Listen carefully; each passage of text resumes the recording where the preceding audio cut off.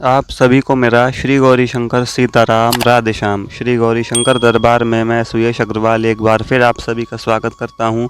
सभी को प्रणाम, नमस्कार और प्रेम भरे हृदय से वंदन। तो पिछली वीडियो में जहां तक पद हुए थे उसी से आगे के पद शुरू करते हैं। रंगभूमि विषय चल रहा है।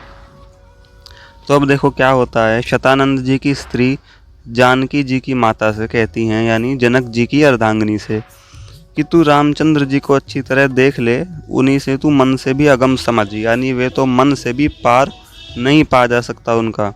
इस अवसर पर तू सकुचाती क्यों है, जिसके कारण यह सब प्रकार के सुख देने वाली मधुर मूर्ति हमारे नेत्रों का विषय हुई है। यानी सब सुखों की खान भगवान श्री राम जी हमारे सामने आए हैं।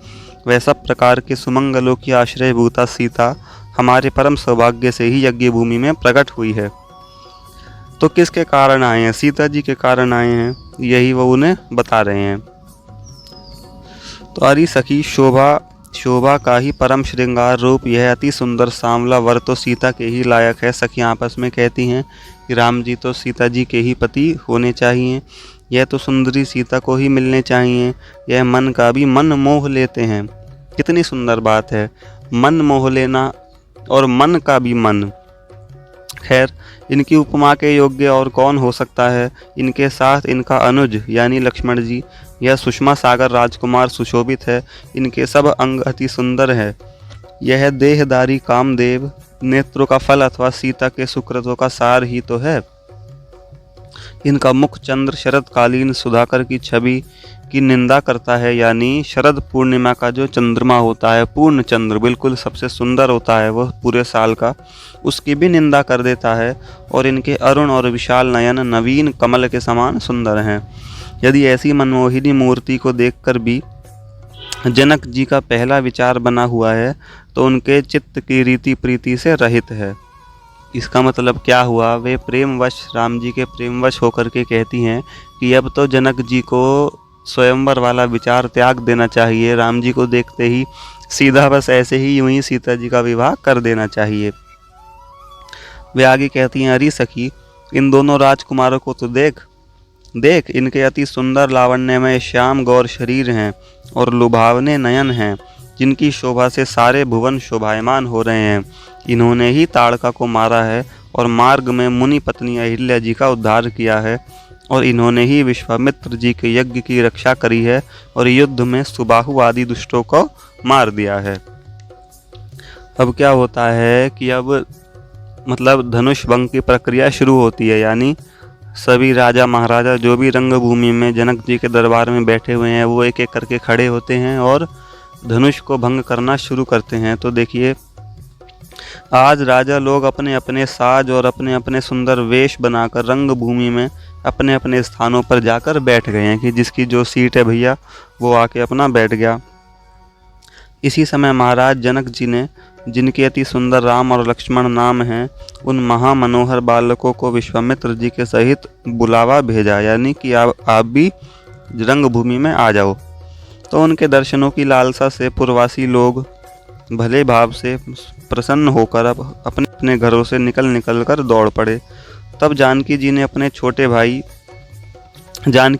जनक जी ने अपने छोटे भाई कुशध्वज के सहित आनंदित होकर आगे आकर के उनका स्वागत किया और आदर पूर्वक धनुर्यज्ञ की सारी व्यवस्था दिखा करके उन्हें दिव्य आसन दिए। मतलब विश्वामित्र जी को और राम लक्ष्मण जी को वे जनक जी दिखा रहे हैं कि हाँ, ये देखो ऐसे ऐसे सारे राजा बैठे हैं, सारी व्यवस्था आपकी कृपा से पूरी हो गई है, धनुष यहाँ रखा है, ऐसे ऐसे स्वयंवर की प्रक्रिया है। तो उन बड़े अच्छे अच्छे सुंदर बिछौने बिछे हुए थे और सभी प्रकार का सुपास उन आसनों पर लगा हुआ था जिन पर वे बैठे थे। तो अब दर्शक गण क्या कहते हैं, यानी जो रंगभूमि में बैठे हुए हैं, कि आहा, दोनों ओर राजकुमार हैं और बीच में मुनिराज विश्वामित्र जी विराजमान हैं।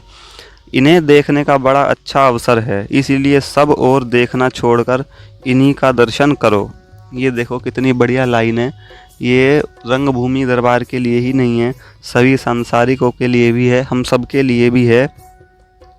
कि उन्होंने क्या कहा है, देखी वे को दाऊ, देखो देखी वे बिहाई के, कि इन्हें देखने का बड़ा अच्छा अवसर है। देखी बे को दाऊ, भैया जब भगवान के दर्शन करने का समय आता है तो केवल दर्शन करो ना, और इधर उधर की संसार की बातें आगे पीछे क्यों कुछ देख रहे हो।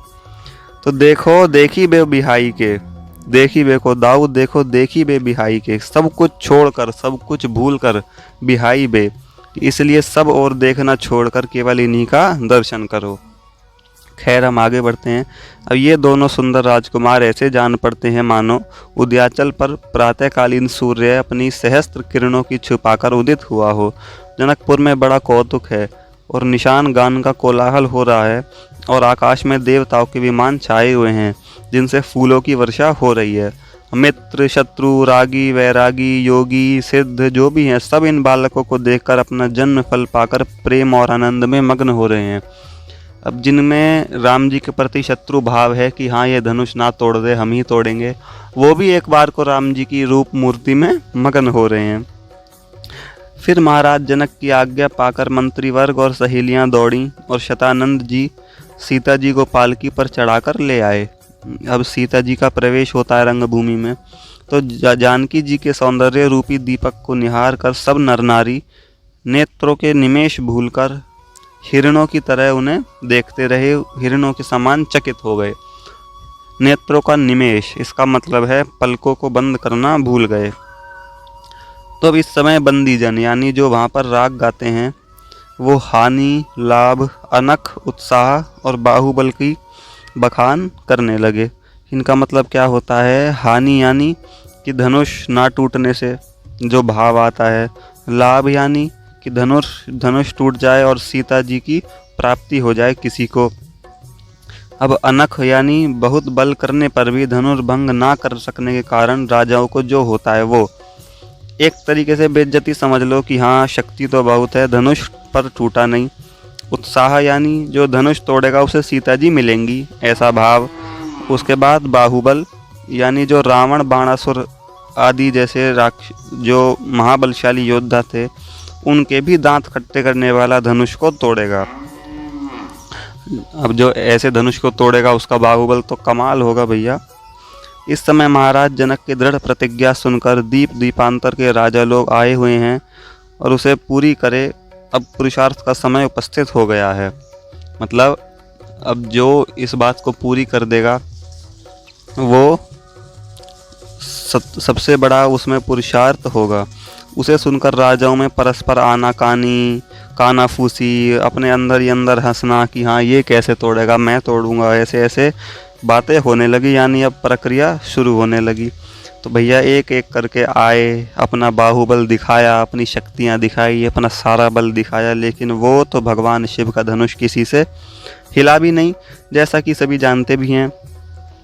तो ये दशा देख करके महाराज जनक परेशान हो गए और मतलब संकुचित मन से बिलक करके कहने लगे, हे राजाओं एक काम करो, आप अपने अपने घरों को जाओ और अपना दूसरा काम कोई करो, ये कार्य तो आपसे हो चुका, हमने देख लिया कितना बल है आप सब में, तो अपने धनुष की इसकी पूजा करो और अपने अपने घर को जाओ। तो जनक जी के ये वचन सुनकर सारे वीर जितने भी योद्धा आए हुए थे सबके सिर लज्जा के मारे झुक गए कि हाँ भाई बनते तो अपने आप को बड़े वीर हैं लेकिन हुआ कुछ नहीं। तो इन वाक्यों से लक्ष्मण जी भी खींच गए। जैसा कि सभी जानते हैं लक्ष्मण जी को हल्का सा क्रोध आ गया था कि राम जी के होते हुए इस सभा में आप ऐसे वचन कैसे बोल सकते हैं, किंतु रामचंद्र जी के मुख को देखकर अपने स्वभाव के अनुकूल रोष करते हुए उन्होंने कुछ मधुर और थोड़े से कठोर वचन बोले। इससे आगे का प्रसंग अगली वीडियो में। सभी को आनंद मंगल सहित श्री गौरी शंकर सीताराम, राधे श्याम।